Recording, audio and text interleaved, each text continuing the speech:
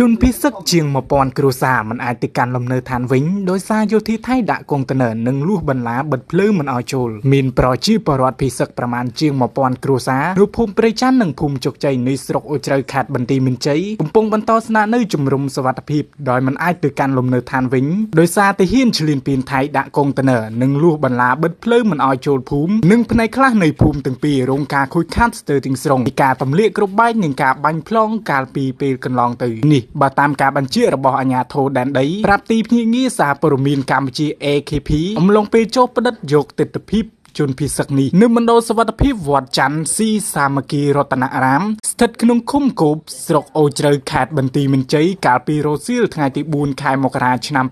2025ក្រសួងមហាផ្ទៃបានឲ្យដឹងថាគិតពីម៉ោង1រសៀលដល់ម៉ោង6ល្ងាចថ្ងៃទី4ខែមករាឆ្នាំ2026មានជនពិសឹកចំនួន25407នាក់ថែមទៀតបានបន្តវិលត្រឡប់ទៅលំនៅឋានវិញដូច្នេះក្នុងចំណោមជនពិសឹកសរុបជាង640,000នាក់មាន242,267 នាក់ក្នុងនោះស្ត្រី